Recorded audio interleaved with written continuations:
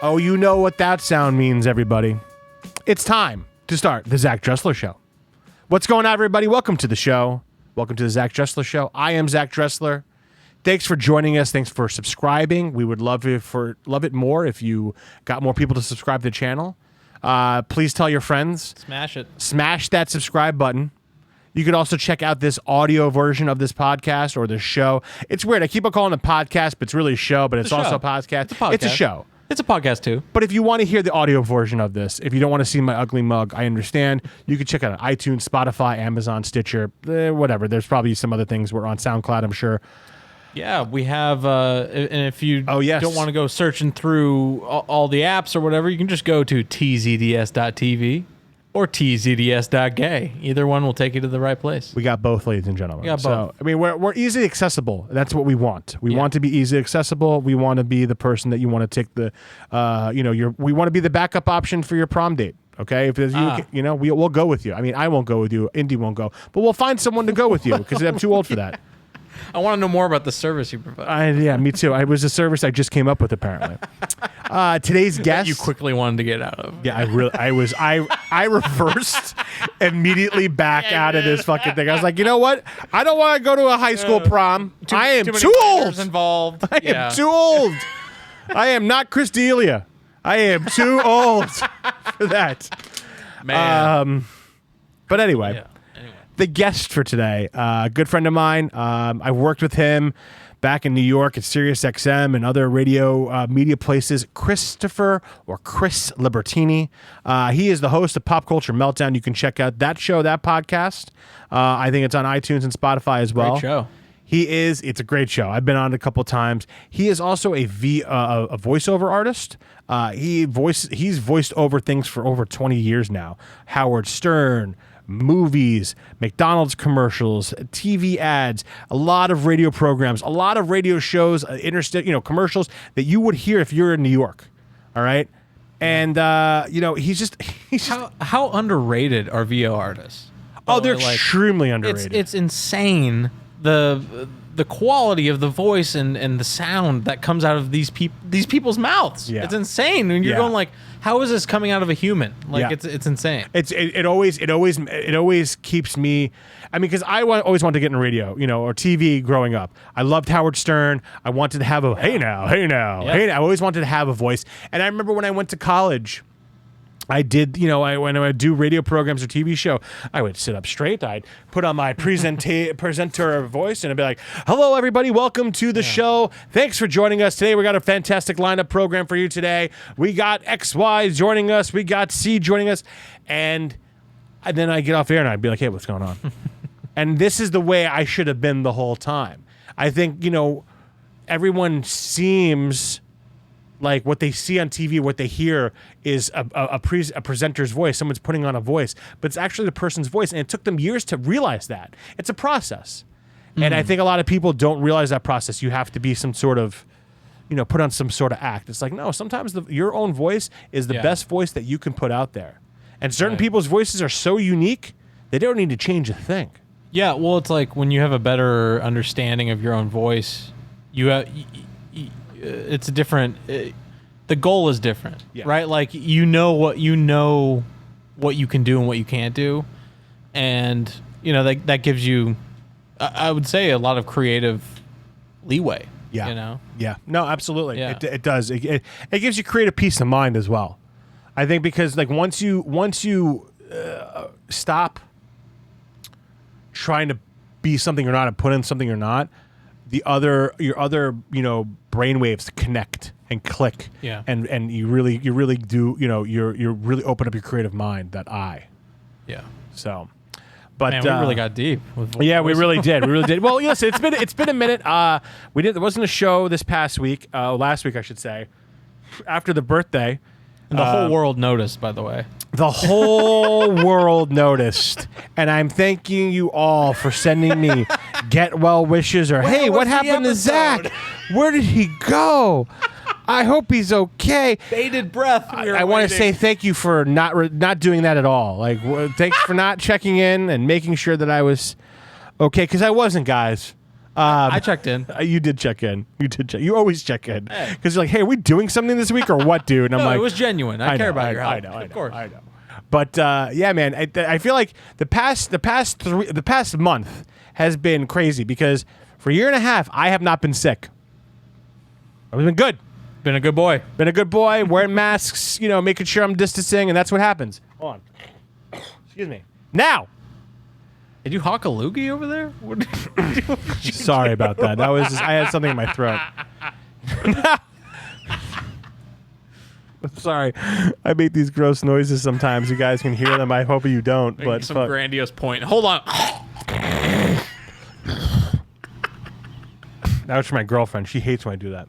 Anyway. Mine too. It's insane. I'm like, this is how I live. I'm sorry. Hey, I'm sorry. I'm just a human trying to breathe who smokes a lot of weed, and that's what it sounds like. The weed causes the mucus, and I'm willing to live with the mucus. I'm also Jewish, so I already have a natural phlegm built inside of me. That'd be interesting. I'm not Jewish, and I got a lot of phlegm from smoking weed. You're Jewish by association, then. You're Jewish by association. So I'm a card carrier. There you are. There you go. But hadn't been sick for the whole fucking year and a half. Got the fucking vaccine. Second dose knocked me out. Then last week, my birthday. Big birthday. Thought it was going to be good. And it was good. Don't get me wrong. Motherfucker. Me and Carrie get E. coli. E. coli! Jesus. Eating, I don't know what. I mean, we've had salad, we have chicken, we've had burgers, we've had sushi, we've had Thai. It's hard to pinpoint because E. coli you can get apparently 3 to 10 days before you get sick. But man, what COVID cousin? What cousin a COVID. Yes! What a bitch! What a absolute! I mean, made me nauseous. Made me had diarrhea. Were you near any bird feeders? Were you handling any bird feeders? I was not handling any bird feeders that I'm aware of. No, it was funny. I told Tori, I told my girlfriend that you had E. coli, and she, the first thing she said was, "Has he been handling any bird feeders?" And bird feeders, huh? What kind of a response to that is Zach got E. coli? Zach's got E. coli. Well, motherfucker's been around bird feeders. What? I love you, Tori, but I don't know where that came from. What? It's probably in a news report somewhere that you get E. coli from. I guess. I don't think I was around. I mean, I was around puppies. I had a couple puppies I was fostering. They're all now adopted. You guys missed out. But yeah, never heard about bird feeder. That's interesting. But yeah, man. Be careful about those bird feeders, yo. Be careful about E. coli. Let's just put it that way. I don't want to diminish your issue here. It's been a week and I'm still fucked up. I'm exhausted. Oh. It makes me lethargic. The medication that I'm on has made me tired. But for 4 days there before I went to urgent care, because like, okay, now it's the 4th day, I should probably do something here. Yeah. It felt like I had a tiny gremlin just stabbing the inside of my abdomen up and down, just like, Arr! And just it was just credible cramps and pains. I didn't want to eat anything. It was the best worst diet I've ever been on. I lost 6 pounds, which I probably gained back today from just eating just sugary shit. Because the doctor's like, listen, you have E. coli, so what I recommend is not eating like healthy fibrous foods. And I was like, so you want me to eat shitty foods? He goes, yeah, the shittier the better. You want me to continue what I've been doing, doctor? Yeah. So you want me to continue eating? He's like, well, I wouldn't eat greasy, but just high starch. And I'm like, I can do that. Oh yeah. Yeah. Watch me starch it up. Fries. Yeah.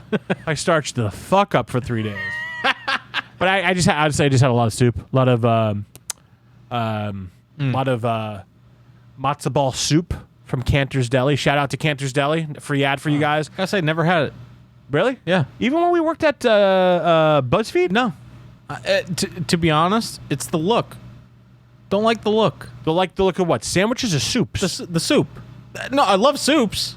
Don't like the look of the soup. It's a big ball with a soup in it. It's a big ball sitting in a cup of soup. I was always like, I don't want to. Okay. It's like a dumpling, bro.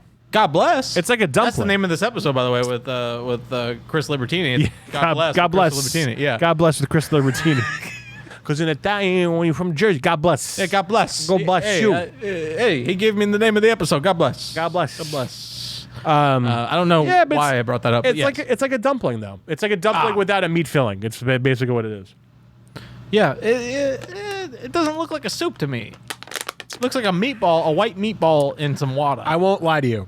It's only probably been in my early to late adulthood that I have actually become a fan of matzo ball soup. I love the broth. I love chicken noodle soup. Don't get me wrong. That's really good. Comparable broth? It's the same thing. Same broth. Oh, same broth. Same broth. It's just you add a big fucking doughy meatball. I think appearance really keeps humans, or it keeps us absolutely. back. Because I probably would like this soup. I love soup. There's tons of foods I do not like because of appearance. And I'll tell you this now. Beans, refried or black, do not like beans. Don't like beans. Yeah, doesn't matter what kind of bean it is. Garbanzo, white beans, cannellini beans, what whatever. What about edamame? You like edamame? No. Really? No. Have you tried edamame? No. Don't like it. Looks weird. Oh, you'd love it. Looks weird. Looks weird. Looks weird. Don't like. So edamame looks weirder than a matzo ball soup. Matzo ball brother. Soup? Yeah. It looks like a Korean pear sitting in a bath. That looks. Yes. Absolutely. Well, this is where we differ. This is where the line gets drawn on the Zach Dresler show here. We have drawn lines. I gotta say, I think matzo ball soup is overrated. I gotta try it first, though. Yeah, you can't. That's like me saying edamame is overrated. I haven't tried it yet. I'm not saying it's overrated. I just don't like edamame. You went the step farther and said it's overrated. Also, we're in the same boat here. You've never tried edamame. I've never tried matzo ball soup. Right, but I'm not making. Next episode here. I'm not. If you want me, no, I'll try the matzo ball soup. Well, I guess I don't have a disgusted reaction to it. I don't have a disgusted reaction to it. It's not like tuna fish. Tuna fish to me, that's the reaction I get with tuna fish. Really? Yeah, I guess. Is it the mayo? Yeah, it's a smell. Is it tuna fish like a sandwich? Yeah, like it's the whole meat itself. It's the sandwich, the whole combination of the mayo and the tuna fish in the can. Like you could eat the smell. A roll. A what? A roll. What do you mean? Like a sushi roll. Yeah. Like yellowtail and spicy tuna. Yeah. Not a problem. Not a problem. Can definitely do that. When it's combined with the pickle and it's just something to me. It's just, and I think it's also. And before we should end this before we get to Chris. But for me, it's a childhood trauma, and I know this sounds crazy. There was when I was growing up in Brooklyn. And I think I've mentioned this to you before. Maybe I haven't. There was a kindergarten, first and second grade. You obviously sit. Usually with kids of your elk of your last name. There was a kid that was sitting next to me, first and kindergarten, first, second grade, who I don't know what it was, but his breath smelt. Is this public school? Yes, like tuna fish. 24/7. I'm not gonna put the kid's name on blast. First name? I know. No. Because I don't remember. But long time ago. Like how you used that as an option, like it was something that you could throw out. Yeah, I could even throw it out. Throw that out. But it smelled so bad, dude. I remember sitting next to him, and he was such a nice guy. We were friends. They always are. But I couldn't. It was just like, and it was that thing where it's like, you were reliving that moment in your mind where it's just like, you're talking to him, you're like, yeah. And then lunchtime, we're all having lunch, and he just takes out the cellophane baggie with this tuna fish sandwich and looks at you and goes, and you're like, I'm like, I just want my peanut butter and jelly. Oh. Yeah. But, I'm sure kids thought the same way because my parents used to make me a lot of cured meat sandwiches, like salami, pastrami, corned beef. Oh. Geez, you were like a 45-year-old kid? I was a 45-year-old kid stuck in... Yeah, I mean, you guys are... Some corned beef, fish, and roast. You guys got to realize, like, growing up, my mom would take care of me, but also my grandmother and my grandfather, so they were huge. It's like you're sitting on one of those beams in the photo, the old It's photo. Exactly what I'm doing. Exactly what I'm doing. Man, this is a great episode. I'm having fun. I mean, listen. Also, you can only get some of the best cold cuts in Brooklyn and Manhattan. Especially pastrami. I mean, I remember growing up, going long walks, with my grandfather on the subway. We get to the Brooklyn Bridge, we cross over the Brooklyn Bridge, and we go to Katz's Deli, or Williamsburg Bridge, we go to Katz's Deli. And Katz's Deli is one of the oldest delis in Manhattan. some of the best, just deli sandwiches in the world. Pastrami, corned beef. I mean, it was just hot, fresh. They would slice it like thick, this thick. I mean, stacked high. $18. I mean, now it's $18 sandwich. Back then it was probably like $70, but you could eat half and then save the other half from. And I just loved it. I mean, yeah, sure. I was only 6, 7, 8 years old, but going on 45. Now I'm 40. Now I'm 40, going on 180. So here's one thing I'll never like in Jewish Ashkenazi culture: Gefilte fish. Gefilte fish, huh? Yeah, the name sounds gross, and the fucking food looks gross. So that's my grandfather loved it. My grandfather loved all that weird, gross shit. Gefilte fish, beets. I don't know. You got to thank Chris Tucker in the credits of Rush Hour for making gefilte fish actually like in the lexicon of non-Jewish folks. It's true, because I know about gefilte fish only because of Chris Tucker. God bless you, Chris Tucker. We should God bless Rush Hour 1 and 2.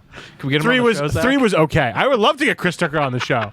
I could talk to Chris Tucker for fucking hours. Hell yeah. About Friday, fucking Rush Hour. Yeah. I mean, his comedy career. What happened between Rush Hour 2 and Rush Hour 3? Oh my God, that the weightlifting. Yeah. Jeez, he was a beast in Rush Hour 3. Huge. Yeah. He was an NFL fucking player in Shaq. Yeah. Yeah. Enormous. Rush Hour 3, I don't include it in the Rush Hours. You don't like it? It's a great Rush Hour. Do you think Rush Hour 3? Yeah, the France one where they go to France. It's not terrible. I don't know. No, I like the cab driver who hates the Americans at first. Who then becomes a spy and wears the I've Laker always wanted hat. to be an American spy. I'll drink this stuff all day if I have to. Like pointing at the Starbucks What do I have cup. to do? It's great. All right. I'm back on the wagon for. And the guy who looks like Biden is the villain. It's great. Oh yeah. Anyway, Rush Hour is a great film. Yeah, great film. Number 3, I agree, it doesn't hold as hard, but I'm glad it exists. It does. I mean, I feel like every one of those. If you're making 1 or 2 of any movie, you'd have to have a 3 at some point. I'm still disappointed that they never did Ghostbusters 3. You know, they have the reboot with Kristen Wiig and the rest of them. They have the newer one that's coming out like this 20, 30 years later, Ghostbusters Revival, which seems pretty interesting. But you always got to do 3. What about the third Toy Story? I think the third Toy Story is the worst third. I never saw it. No, exactly. Proving my point. Did you see number 4? No. The newest one? No. Good one. Pretty good one. Is 4 the one that made you cry? They all make you cry. They all make you cry. Every Disney film. I think that was the problem. I just saw Raya and the Last Dragon. I watched 1 and 2. I cried my eyes out, and I'm like, I'm a fucking, I'm a goddamn middle-aged man. I can't be crying at Disney movies. You know, if you wanted to see something spectacular, when Coco came out, I didn't see it in theaters, but I watched it on the fucking plane. Oh, you want to see a fucking 30-something-year-old man bawl his eyes out? Yeah. Wow. Yep. Wow. Buckets. Yeah. You do not want to be forgotten. People thought I was going to a funeral from LA. Yeah. Because I was so immersed and just invested in crying hysterically. Yeah. And also under deserved film. That film did terribly in the box office. Who? Coco. Did it really? Yes. It only did well in the Southwest. And when it came out on the Southwest of on the DVD, it came out in Mexico too. But it was like a Latinx film, right? I loved it. Yeah. I thought it was one of the best films that they've done in a long time. Oh yeah, one of my favorite Pixar films for sure. What was the one that just came out recently with Chris Pratt? They're like elves. Oh God, what's the name of it? Is it like a punk rock? Yeah. It's good. It's good. It's really good. Oh, You gotta watch it. You gotta watch it. I didn't like Pixar going that route. No, I loved it. I didn't watch it, but I saw the previews and I'm like, this is Pixar trying to be DreamWorks, and you don't want that. That's like Apple trying to be Android. Chris Pratt did a great job. Really? Yeah. Okay. It's a good movie. It's a tearjerker. But anyway, what a roller coaster! We're going all over the place. Let's get back on the track here. Let's get Chris Libertini up here. We're gonna have a great conversation with him. Enjoy. Sweet. I'm going to just start this jam up. All right, my man? Do it. All right. Well, as teased earlier in the show, here is my good friend, the wonderful, the talented Mr. Chris Libertini. What's up, Thank dude? you very much. Great to see you, my friend. How are you? Good, man. It's been a minute. I haven't seen you in the face to face. And I feel like in 3 years now. 2018 was the last time I saw you when I came up to do your show with Lou. Yes, sir. Pop Culture Meltdown. Yes, sir. So, how you been, man? How I mean, I feel like it's a loaded question considering the year we've had, but how are you? Yeah. I mean, there's been a national pandemic. Has there? I had no idea. Things have been pretty good, man. I mean, most craziest year I've ever lived in my whole entire life.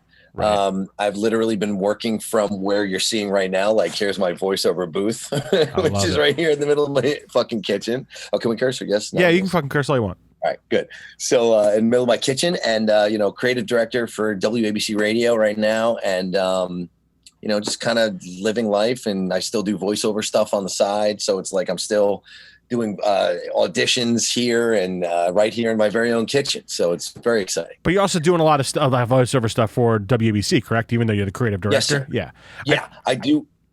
Yeah, I was going to say I do all the commercials for them. And I do all their creative, anything that's on, the radio, anything that goes through my office, which is pretty much every piece of sound that is not live. Great. And that's where I want to start with you. It's like, I feel like since I've known you, you've been this kind of like me, this multifaceted person that's a producer, an editor, voiceover talent. How did you, I met you at SiriusXM Radio, but I didn't know anything prior to that. How did you get started in radio production, voiceover production? So essentially, I'm one of those stories that, 12 years old, fell asleep with the radio under the pillow. And that is pretty much me. And, that's, I was listening to a guy named Steve Summers. That is my dog. I was like, did you have a kid during the pandemic? That sounds like a baby. That is my dog. I'll show you real quick. She's in the other room. Anyway, she's like, I don't want to be on TV.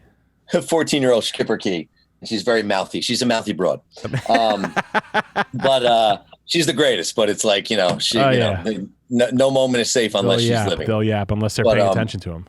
So I'd listen to Steve Summers on Sports Radio 66 WFAN, and I'd listen with the radio under my pillow, literally. And now it's like I'm like a radio file. I have 15 to 16 old time radios. Yeah. And that radio that I fell asleep with under my pillow, I have 4 of. It's a Panasonic 1987 model, rotary dial on the side. Yeah. But that's what I fell in love with back in the day. And I would listen to Steve Summers, and he's this old Jewish guy, and he'd be like, schmoozing under the covers, a little 66, and he'd have this little way of just talking, and he'd be like, and the Rangers are doing the thing, and then this happened, and they'd play like a Messier swoops in and he scores, and he's like, the Ranger fans are living it up, and I'm like, who is this guy? And I'm like, millions of people are listening to this guy. Why? I'm like, his own wife probably doesn't even want to listen to him. And that was the bug. And that was it. And I was like, oh, I want to be on air. And then I did on air in college, and I was like, hey, how you doing? What's, everybody puts on that voice when they first start because you're told to project, and your image of projection is putting on a character. Let me do this. Hi everyone, welcome to the Zach Dresler radio program. I'm Zach Dresler. Thanks for joining the show. I enjoy, it's and then you go through. I feel like you go through college, and everyone's like, you're great, you're fantastic, and then you get to the real world, and everyone's like, what the fuck are you doing? Just be you. And it's because it's like I was explaining this to one of the guys that I work with the other day. He was kind of wondering about how he talks, because he'd be like, man, uh-oh, you froze. Oh no. Oh man, he's gone? No, he's just frozen right here. Chris, come back. Technical difficulties, everyone. I apologize. Give us a second while we fix everything. It's probably on his end. It's that New York internet. It's not that LA internet. No. Does he have Elon's Starlink? Let me message him real quick. Not enough satellites out in orbit. You there? Yeah, you froze. Can you hear me? Yes. Okay. It says my internet connection is unstable. I don't know why. Man, what is with you and unstable things? Women, internet connections? Seriously, you ain't kidding. I was going to ask the same question. Am I born under a bad sign? Fuck. Sorry, man. No, it's all good. So you were saying, let's continue. You said you were helping a friend or helping a coworker out with talking about his range and how he should sound. You said I was talking with him and we started the conversation. He's like, man, I'm hungry. I'm about to go get some lunch. And he was like really down here. And I handed him a piece of copy and his like sphincter tightened. And he was like, hello, welcome to the, and I was like, bro, just chill. Like be the best you that you could be. Yeah. And he kind of like, oh, okay. Cause I played him like Howard Stern 30 years ago. It was like, hey, well, WNBC. And he had like a whole thing. And now he's like, hey, Howard Stern over here. I got the whack pack. Yep. You know what I mean? And it's like the difference between he found who he was and kind of ran with it. Yeah, no, absolutely. And it's funny because I'm similar. I fell in love with radio, but I fell in love with Stern. I fell in love with Stern, waking up in the morning, my father taking me to school, my mom taking me, it was just something that we listened to. And, when I was younger, my parents, I remember be like, this guy, I remember like 8, 9 years old, like he's funny. Who is this guy? My parents would be like, he's a very funny man, but he's a bad boy. He's been punished in his room. And I'm like, well, how come he gets to talk to all of his friends if he's been punished in his room? This sounds like a great deal that he has. And my parents, I forget like the exact explanation, but it was something I fell in love with, his bits, the way he did his voices, his character. But I still didn't register to me that being natural was, especially when you're doing voiceover work, is the best way. People, unless people are asking for a certain character or a certain inflection in your voice. I think my first realization with being natural and understanding it was at Sirius with the voiceover guy that did all the NFL promos, The Rock. The guy that talks like this. Yeah, and I thought that was a voice he put on. I thought it was a whole a big hoopla that he did. Not, I'm not going to throw his name out there, but Shine, the way Adam Shine, and I was like, this guy can't talk like that either. So well. But I remember sitting in the booth with Pete. Giving Pete liners, right? And he was reading his line. I'm like, wow, he's so good. Like, he just hits it every single time. Like, how does he replicate that voice? And then he's like, hey, Pete, I got to go. My sciatica is killing me. And I'm like, oh, wait, that's his actual voice. Right. Like, that is who he talks like. Like, if he was to do voiceover porn, he'd be like, and now starring banging in the kitty buttons in New Jersey. Like, that's just who he is. He doesn't, Seriously. He might just project more. But he doesn't change the intention or the inflection of his voice or the pitch of his voice at all. And it's amazing. Yeah. It's amazing. To your point, he'd be like, his name is Rock Borderline, I should say. And he'd go like, Adam Shine. And then he'd order like, I'd like chicken McNuggets with, special sauce on the side. And that's like his voice. Yeah. And it's like, sir, are you playing with me? No, I'll see you in 5 minutes. It's like, okay, you wackadoo, God bless you. Exactly. But that's his voice. Like, it's unfreaking believable. It's unbelievable. It's so true because he'd be like, hey, honey, pass me a Budweiser. And it's like, why does it sound like everything he's saying is a fucking promo? Yep. And that's the best part about these guys that like have those pipes. They're just born with it. They're down there and they have that voice. Yeah, and that dude is making like a cool like $500,000 a year from just one media outlet to record these liners, sitting on a house in a robe in a just in a room just recording. Excuse me, Jesus, recording these video liners, recording these audio liners. Sorry, having Diet Coke and it's fucking gassy, and that'll happen. Especially the caffeine-free version, dude. Oh, well, fuck you every time. And I'm on all these antibiotics. I'm on these antibiotics, bro.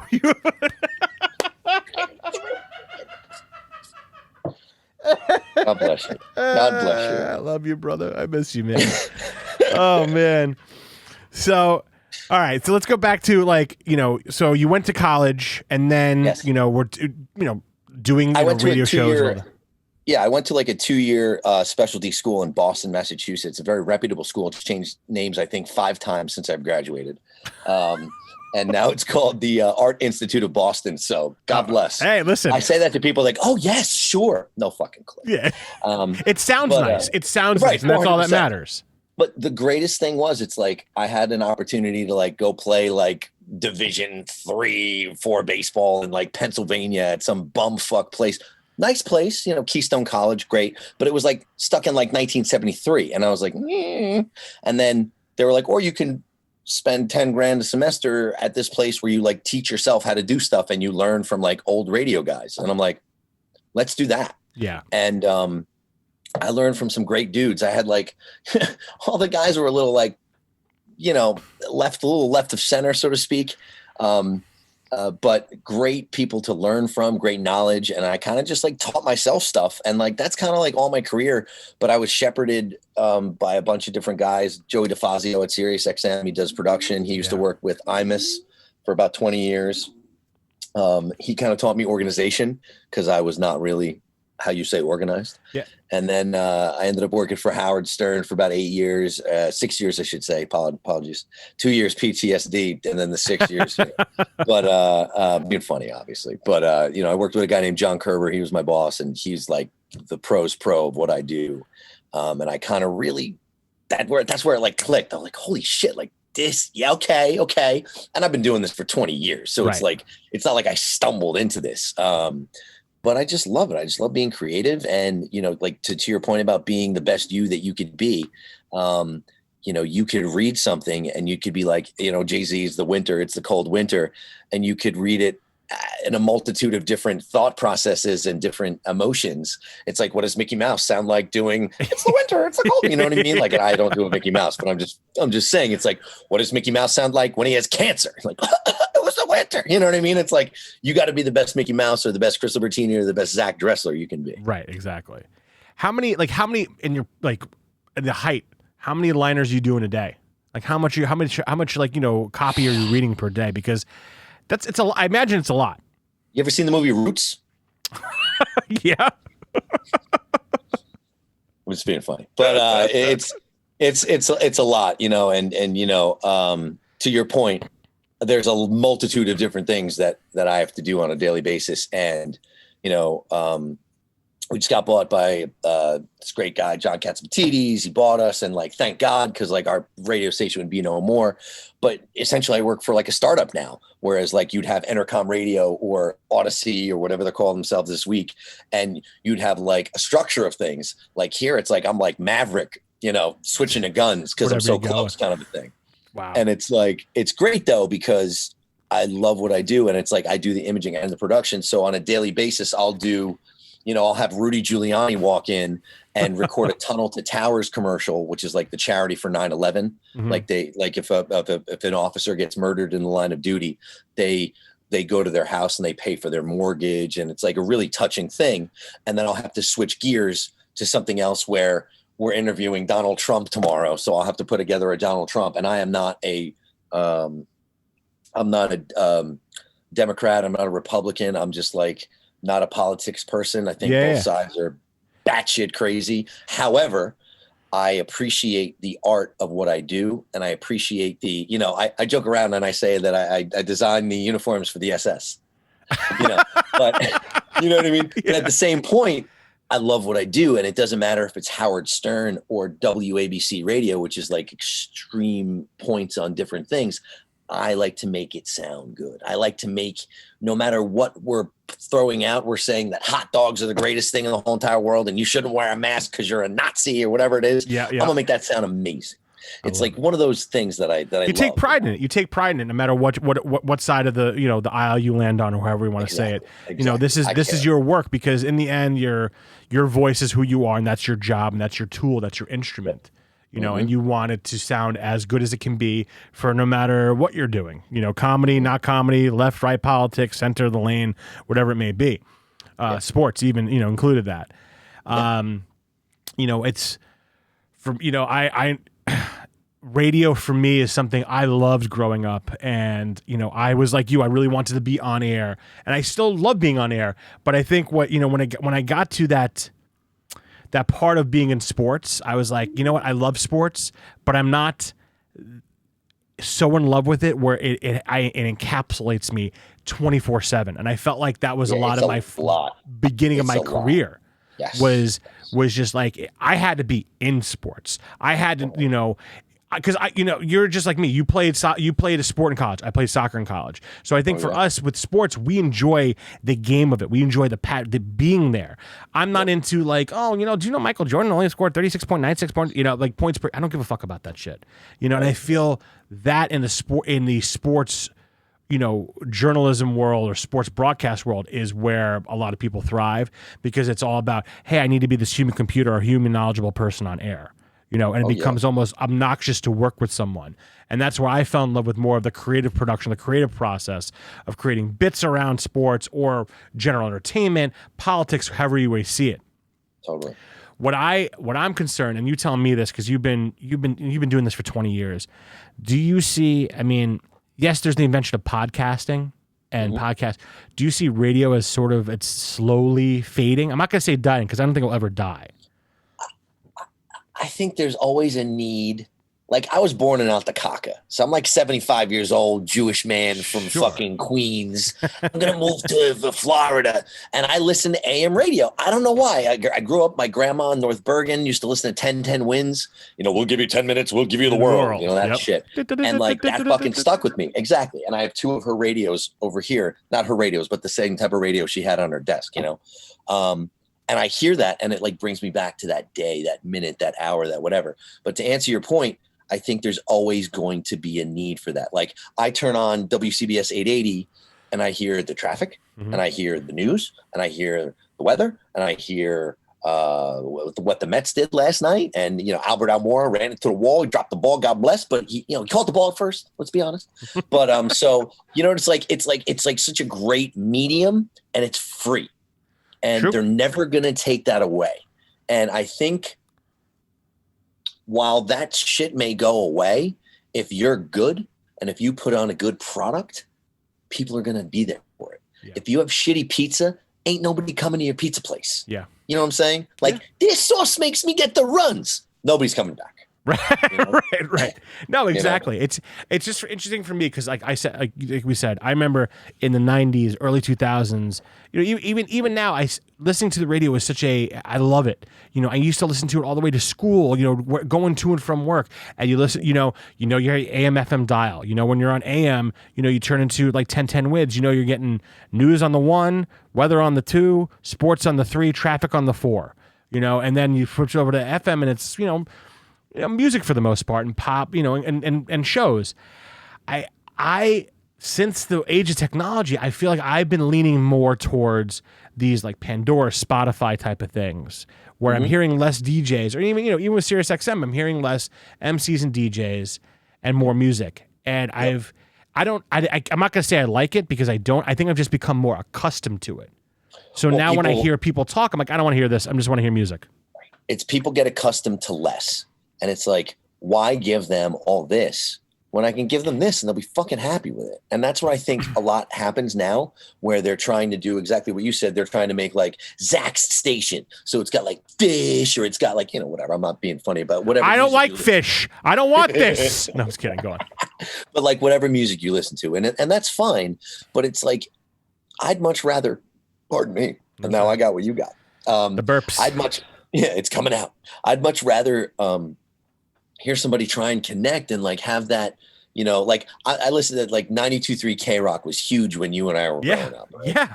And now 92.3 is like, I forget what it's being called this week, but my point is that I heard this was the break. Okay. They go, 92.3, it's JoJo. So I put my air conditioning in today. There's like 3 weeks to Memorial Day weekend. That was the whole fucking break. And like the song hit, and it's like a national show, and it's like, yeah, like, what are we doing here? Yeah. Again, used to less. Where if you had like a local guy, you'd be like, Zach in the afternoon, and I got my mom on the phone. Honey, wash your face. Shut up, Ma. You know what I mean? It's like you'd have that thing, and there's no thing now. There's no thing, and I think it's all across the board. Less is less and less. Like they put no money in. TV shows, content in general. I mean, TikTok thrives because it hits a 15-second sweet spot and people move on. It's like, whatever. You can't give me 1 minute of your time to watch a whole. Nope. I don't have time for 1 minute. Yep. And it's like, does everyone have ADD? Did everyone diagnose themselves with ADHD? It's crazy to me, man. But the great people come out like you get like a Rami, like the dude that has the thing on Hulu, right? Yep. So he's from the town next to me. He's from Lyndhurst, New Jersey. Yeah. And he worked the clubs and got a thing. And guys, what is it, third season or second season, for Christ's sake? Really and good show. He's explaining how he's a Muslim, but like he's a progressive Muslim. And like, it's an amazing thing because you get to have that unique content. Nobody's told that story before. Nobody's had that, like, yeah. And look at yourself. I mean, you guys put out really funny things. Like you, Flip, I can't think of exactly the hilarious thing, but you put together something the other day, last week, a TikTok or whatever it was. You do these clever things all the time. Thanks, bro. You really do. You're very clever. Is it the one where I was dressed as Johnny from The Karate Kid, crushing Matzah? Steve, you know what's hilarious? I like that one, but like you've done like other shit that's like, wait, like you had like a Jewish one where like, for Passover or something. Oh, was it with the Quentin Tarantino filter? Yes. Yeah. And it's good because I can make it and be done with it. I feel like I remember like when I used to do like man on the street stuff for Bruce, Mike, and Murray. They want me to do once a week thing. I would stress the fuck out. Like I'd be like, I gotta get I'm like, I gotta go interview people. I gotta go do man on the street, and then I gotta edit it. And it was a once a week piece. And now it's if I don't do one thing per day, it's like I blow, like one 15-second video, regardless if it goes viral or not, I get mad at myself, and like it's the just the amount of tools that we have at our fingertips is incredible just to do a lot of the stuff that we can do today. And I look at it as I do on my worst day, better than somebody does on their best day. That's like my thought process of that. I love and that. It's like, no matter who does my job, God bless, good for you. Like, you're not me. And that's, you know what I mean? It's I can respect people's work though. Believe me. I have a lot of, it's a process. It's a process. People, I think a lot of the issues, not the issue, I'm not gonna say they're issues, but I think, people's impatience, people become more impatient as they've seen technology advance. And, I'm 40, and it's taken me a long time to get to this point of where I am in my career. And I think a lot of people, they want the instant gratification. They want the insta fame. They want the insta money or, the insta job. And it's like, that takes, years of failing and succeeding, failing and rising back up again and learning. And I think a lot of people just, negate that because it's like, well, if I can do something big and that's it, then people will respect me and then I can just make my way to the top. I was like, yeah, but you know what? The quicker the rise, the quicker the fall. Of course. And I think that's a lot of people don't realize that. Oh, I agree.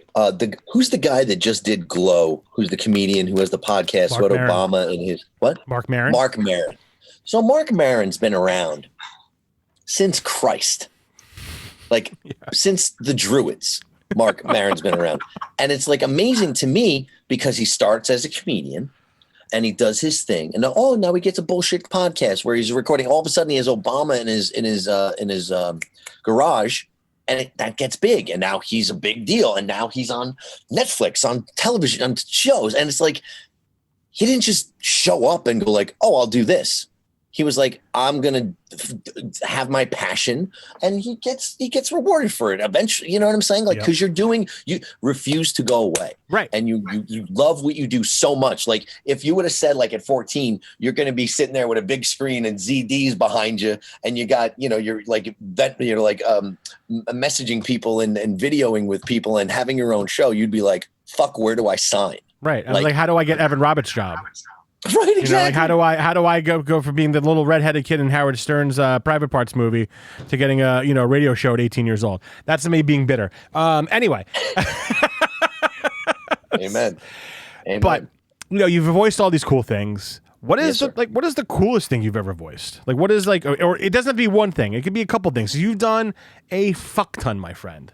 I'll give you two things. Okay. So and it's hilarious. I actually have this right next to me. Not planned.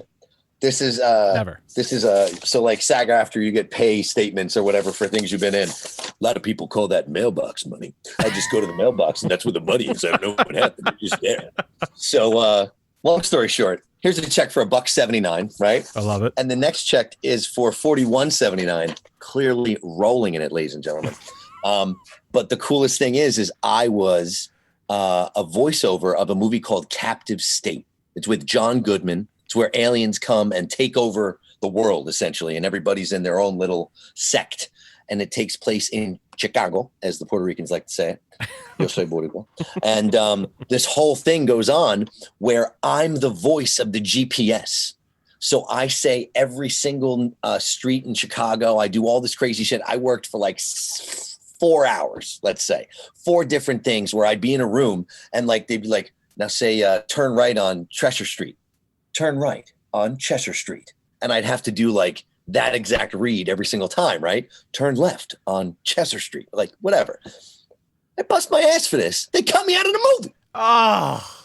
But the crazy part about it is, much like Damon Wayans being the Robin of 1989's Batman, he still gets a check because they cut him out of the movie, but he's still on like that roster of weirdness where like they're like, hey, sorry you didn't make the movie. Here's like $45 every 3 months.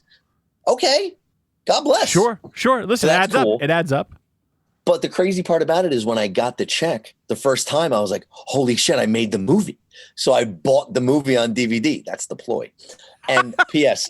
Homeboy not in the movie. Even in the extended version. They couldn't even give you a free DVD copy of the fucking movie? I'm a half a homeless person on the side of the street. Oh, my God. You know what I mean? I'm hanging it from my rearview mirror. Oh, my God. Second coolest thing, I was in 2 McDonald's commercials. So that was pretty dope. But like, you know, it's a 30-second McDonald's commercial and I'm like a game show host and I have to say like, McDonald's, and I have to like come out with some crazy, and they had me read like 800 times. I mean, it was really awesome. And was that local? Was that local or national? National. Okay. Which was dope. The cool local thing was when the Mets made the World Series and played KC and Lucas Duda threw the ball away from first base into like, I don't know, Jupiter, not bitter. That year I did the New York Lottery commercials and they just kept on progressing. So it started in March and I just kept on moolah, moolah, moolah, moolah until they finally made the World Series. It was still playing, but you know, that's the end of that one. But those are the coolest things I've done. That's fucking cool. That's still and obviously cool. Voicing stuff for Howard Stern. Yeah. You know, like I did, I saw Sal Governale today. You know, nice. Yeah, Sal. So I walk out of work and Michael Rappaport is talking with Sal Governale and I'm walking across the street and I'm like, oh, Michael Rappaport, I won't bother him. And then I look and I'm like, but he's talking to fucking Sal Governale. I'm like, I run over. I'm like, Sal, I take off my mask. Hey, Chris. And we started talking about massage tips. So Sal goes to the massage parlor all the time. Right. And I come out and they write this copy for me. And I just walk in. They're like, hey, Chris, read this. And I go, and now massage parlor tips from Sal Governale. And then Sal comes on and goes, you know, when you go to the massage parlor and they give you, you're finished, right? They give you a towel, a warm towel, or they give you a little piece of, towel, regular towel. Now, you don't take the warm towel because that's reused. There's other people's semen on that towel. You take the paper towel. You clean yourself up. That was a massage parlor tip from Sal Governale. That's my claim to fame, by the way. I love it. And you can hear this on the Howard Stern channels, Howard 100, Howard 101. God bless. In perpetuity, I signed away my life. Yeah, we all do that. I did that with BuzzFeed, so it's fine. I understand. There you go. Yeah. But it's like, those are the coolest things. And then the not coolest thing, I mean, or the weirdest. The weirdest. Other than Sal's jizz mopping. Right, exactly. I mean, I've gone on like weird auditions that I've made it to like the last thing. So like Bill Maher, the HBO show, Real Time. I was going to be the announcer of that show. Wow. And like, I made it to like the final round and they're like, all right, now they'll say this. And I'm like, tonight, Bill Maher's guests are this guy who's a crazy motherfucker, the second crazy motherfucker, and the Republican, all tonight on Bill Maher. You know, and I was like, this is fucking great. I'm going to get this. They're like, oh, you did great. I didn't make it. So that was like the weirdest thing that I didn't get. Would that be trying out for Scientology? And what? Trying out for Scientology? They give you these auditions. Oh, okay. Like, I think you went to become a Scientologist. I was like, wait, we got to talk for a second. No. But it's like they like, you know, they're like, would you read for Scientology? I'm like, I'll read for Hitler if he pays me money, you know. Like, you know what I'm saying? Like, you got a little money for me? Yeah, exactly. Zig who? Picasso? Heil? What? The Sirius XM update anchor joke if you don't get that started. That was good. Thank you, sir. That was good. So what would be your like dream job like in the voiceover world? Would it be pinging at MSG, you know, like for the Rangers or for the Mets? You know, would it be like something, you know, something where, you know, you're talking about for like a TV show like Bill Maher? Yeah, I mean, I don't really know. I mean, let's manifest this shit. Yeah, no, I love the art of it. And it's like, on the side, I play baseball every weekend or whatever. And my league has an all-star game where we rent out like a AA baseball field here. And of course, yours truly is the announcer of the games. And I'll be like, now batting number 7. What is it? What do I do? I'll go like, now batting number 1 in your hearts, but number 7 in your program. It's Zach Dresler, you know, or I'll do like a low key one or what, you know what I mean? And yeah. I love doing that shit. But it's like, again, the dream job. I mean, I kind of like realized at this point in my career that I really like the creative director side. Okay. And, you know, being the fact that I do have the do of the side, you know, I can take it from conception to completion kind of a thing. But like, I'd want to be like a creative director somewhere at this point, because that's what's kind of really working for me at this moment. Gotcha. However, voiceover wise, fuck, man, doing crazy shit. Like, I'd want to do a cartoon so fucking bad, man. Yeah. Like an animated series. Yeah. Like I'd love to like create something where, you know, like I look at like Rick and Morty, I look at like these guys that are just like, well, I don't know, Rick. And it's just like, they make it happen. And it's the most batshit crazy shit ever. And my friends are like, this is fucking genius. Yeah. That's something like that. I guess that's what I'd really want to do. But yeah, it's what I'm like hanging out, you know, hoping for my girlfriend so I can ride her coattails with that shit. You know, like she's been doing voiceover work for a long time, commercials, you know, but she's been doing animation. She just got she's going to be on an animated series, you know, 1 episode, but animated series this fall on Netflix, you know, and so she's trying to get more and more work. And I'm like, I just want you to break through. So this way I can ride those coattails and then I can get like a one-off gig like you're doing. You know what I mean? Right, exactly. That's what I want to do. I've been trying to do that for years. I was hoping that my Adam Shine and voiceover impersonation would take me to the moon. But because Shine hated me so much, I think he quelled that shit real fast.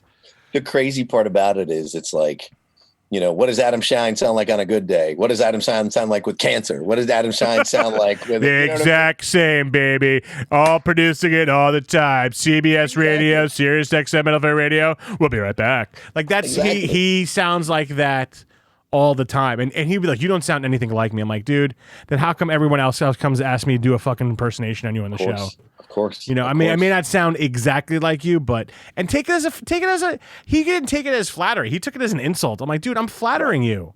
Like, chill out. Nope.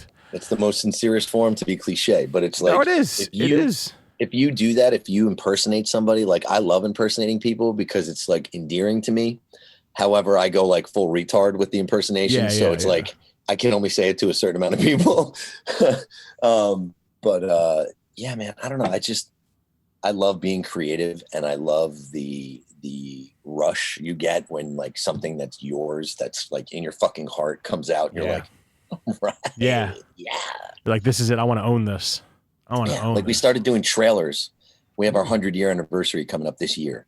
And I did a trailer 2.5 years ago of the first 100 years of WABC, including the buy that we just got bought. And it was, we had a video producer, very talented, and she ended up moving on to somewhere else. So we got another video producer, and he was even more talented. And it was like seeing my vision and 2 different people's presentation, like, kind of made me crazy in a good way. I was like, oh, fuck, like, that's what it looks like. Yeah. Like, I have it in my head, but I can only give you what you know what I'm saying? Because like even producing for Howard and producing for this place, the same thing. It's just, I can produce movie trailers tomorrow and just pick up right where I left off. You know what I mean? And Right. it's just, that's the most fascinating thing to me, because, you know, something will hit you and you'll be like, fuck yeah. Yeah. Yeah. Exactly. You know? Exactly. Well, switching off from the radio and the career stuff, Yes, I want to, end up with a couple of fun questions. I know you're Italian. Yes, what's sir. your what's your? I mean, listen, it's hard for me to get good Italian food out here, so make me jealous. What's your favorite Italian dish, if you have one? If you have 2 or 3, name them all. I'm curious. I would say, because I make it, bolognese. Bolognese, it's my favorite dish. What Yeah. kind of pasta in the bolognese? What are we talking about? Like rigatoni? We talking about penne? Anybody has, doesn't like, matter. I like bucatini pasta. Okay. But I mean, any real pasta will do for me. As long as it's squiggly, I'm in. All right. So bolognese. Is there any other type of Italian dish that you like? I mean, I don't want to be boring, but chicken parm. I don't think it can be boring. I think people, if you don't do it well, then it can be boring. I miss the New York Italian food, man. I mean, it's just, I mean, don't get me wrong. I love the Mexican food and everything that's out here, but Totally. there's very few places out here that do really good Italian food. Very few places that do really good pizza. I like to look at it. It doesn't matter where you are. Like, I looked at Gordon Ramsay, how to make chicken parm, and he's like the coolest motherfucker ever. I love that dude. He'll be like, you have to slam the fuck out of the fucking chicken. And then he puts the thing on it, and he doesn't say that, but he kind of does say that. And it's like, you watch him how to make a chicken parm, and you're like, fuck yeah. And it's like, you can kind of make that. You don't need the bullshit of like a Dusal's or an Attilio's or whatever. No. Fuck you. I'm gonna make my own shit. No, I love the interpretation of a chicken parm. When I was living in Australia, their interpretation was interesting because it was great. It was this big, cutlet that they smashed out. But we didn't realize is that underneath the sauce and the cheese and between the breading, they added a piece of ham. What? Yeah, like then they would put in the broiler and it would heat up and everything, and that added a different element. And I didn't want to admit that I liked it because I was like, I feel like I'm betraying my Italian roots and friends back in New York. Right. I was like, because they would be like, I'd be like, can you pass the Parmesan? They're like, it's Parmesan. I go, it's Parmesan. They're like, look, it spells Sean at the end. Sean, just say Parmesan. They're like, no, it's Parmesan. I'm like, you guys are fucking up. I'm like, listen, I understand you want to make it your own, whatever you want to call it. You all have different things, but this is the way it's not going to taste better unless you say it a certain way. It hurts my ears when you say it. It really hurts my ears. Oh, man. So I got to ask you the sports question because I for years, I mean, I know you're a Mets fan, and I don't have any hatred. I'm a Yankees fan. I know you fucking fuck the Yankees and all that shit. I get it. I understand. As a Brooklyn Nets fan, I understand because Knicks fans hate the Nets, and that's just the unwritten rule. I know. That's how it is. But my question to you is, I mean, from New York, from the tri-state area, I'll say, how do you become a Mets but then an Eagles fan? Oh yeah. How? I'll tell you. Listen, I gotta tell you, it hasn't angered me. It's perplexed me since I've known you. Because I remember when the Giants were when we were working together and the Giants didn't win that Super Bowl. But that was those are still rough years playing the Eagles, man. There was the fucking Deshaun Jackson return. I was there. Yeah, yes. I was there too. It was brutal to watch. It was awful. I almost got my ass kicked. Awful to watch. But how do you go from like being part of the loving the Mets to literally one of the worst fan-based organizations in all of football? Next to that, I think it's like Raiders, Eagles, 1-2. Oh yeah, it's whoever throws the batteries the hardest. Yeah. But exactly. the craziest part about it is I used to sleep over this dude Mike's house growing up, Mike, and his family was from South Jersey. So living in Monmouth County, New Jersey, which is where I grew up, you get Channel 6, which is I forget the name, whatever. It's the Philly station. Okay. And that's where the games the Eagles would play Sunday morning. So like Sunday at 1:30, they would have a fucking party at their house. And I'd leave at 3 or 4 and I'd sleep over Saturday and stay Sunday. And I came over back to my house one day. I was like, Mom, why don't we throw parties with wings and sausage and peppers and meatballs and chicken parmesan and fucking, I'm saying, all this crazy shit. Why don't we do this? She's like, I don't know what you're talking about. I'm like, what do you mean? They're having parties. And it was like that party atmosphere. Right. And Randall Cunningham was on the TV and Jerome Brown and all this crazy shit, Herschel Walker. And I was like, I fell in love with these guys. And it just stuck. Okay. I started out a Giant fan. Swear to God, I was a Giants fan. I met Dave Meggett, like all this crazy shit. And one day I was just like, I really like Randall Cunningham. And that was it. Interesting. I mean, I get it because, again, like Jersey has this weird north-south divide. And once you hit that midway point, you could easily fall in love with everything that's Philadelphia, the Phillies, the Eagles, the Flyers, the Sixers, all that, but it always perplexed me because I was like, I consider you, I mean, I forgot that you grew up, in Monmouth, but I consider you, part of like the tri-state. So it's like New York, New Jersey, Connecticut, that immediate area. So because you're a Mets fan, I just would assume it'd be Giants, Jets, one of those two. Yeah. It's really amazing because that middle part right after Tom's River, and this is a little inside for Jersey people, but like right after Seaside. Yeah. Yeah. The fist pumping Seaside where they had Jersey Shore. Sandwiches become hoagies. Sunday becomes Sunday. Yep. The Eagles become the Eagles. Yeah. You know what I'm saying? And bagels become bagels.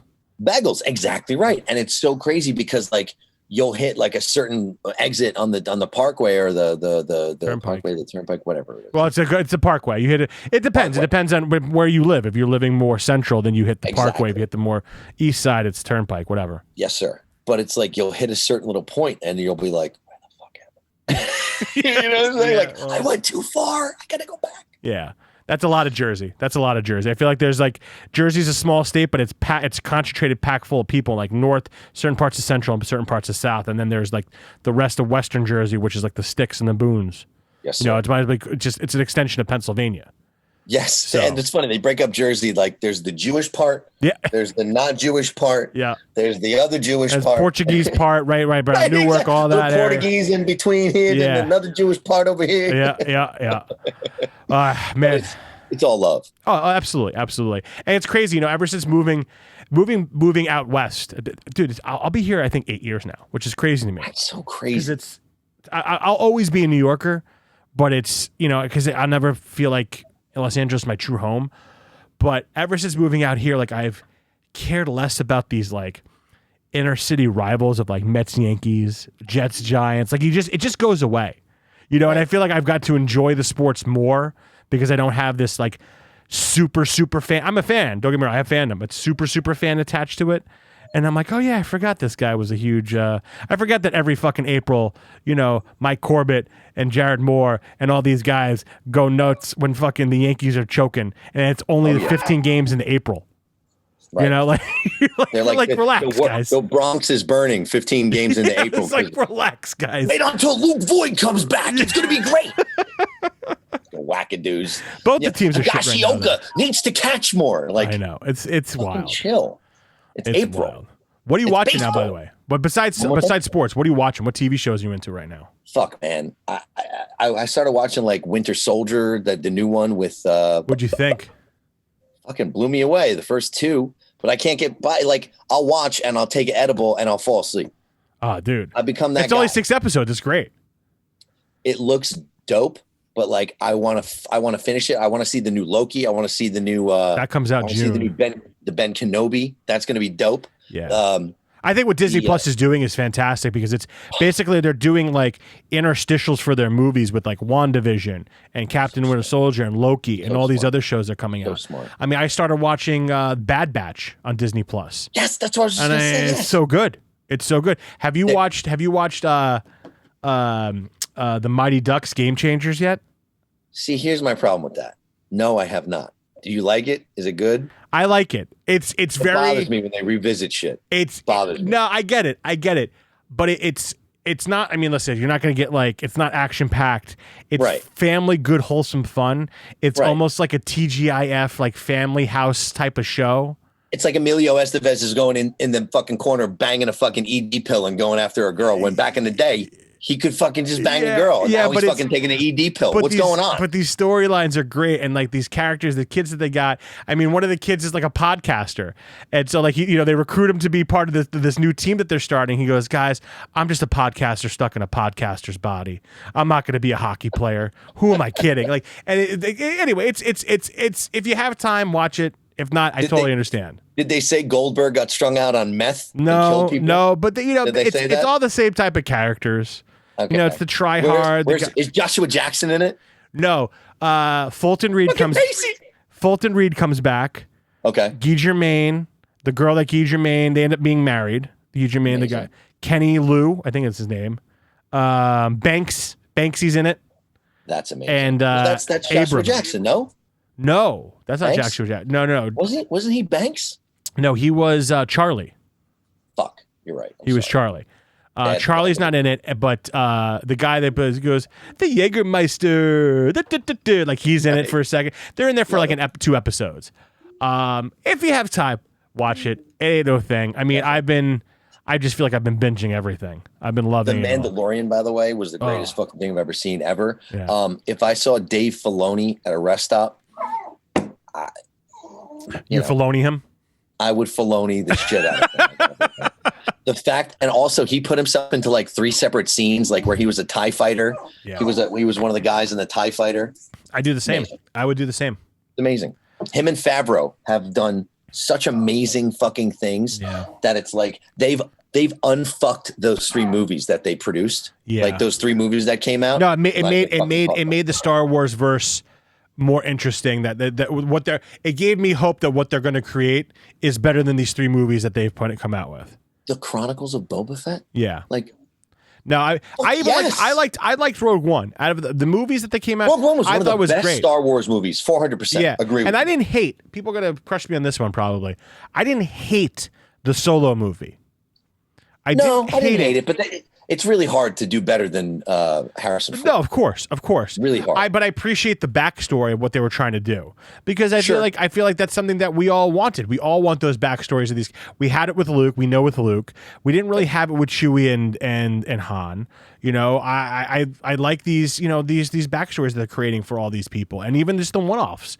I mean, the fact that they're doing stuff with like the Mandalorian and Boba Fett, it's gonna be brilliant, and Obi-Wan's gonna be great.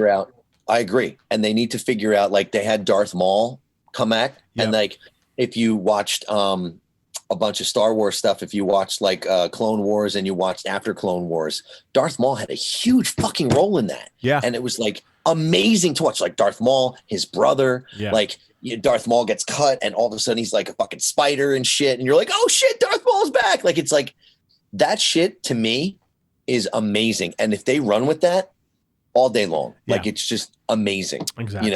And it's just I think they need to pull their heads out of their collective asses and just jay it Silent Bob like to say. I love that. I love it. Dude, this has been great, man. I really appreciate you having me on. I appreciate you joining me for 45 plus minutes here and just chatting. It's been good. It's my pleasure. The pleasure's all on this side of the Zoom. I'm gonna be home for a month this summer. I would love to just catch up, grab a drink, or grab a smoke, whatever you want to do. I'm into it. Smoking a pancake, a bong and a blintz, a crepe and a waffle. Let's do it, brother. I miss you, man. I'm in. Thanks for joining me, brother. I really appreciate it. Thank you, my friend. You take care of yourself. You have a great evening, bro. You too, man. And I'll talk to you soon, man. All right? You got it, man. Best of luck. Continued success. See you later, brother.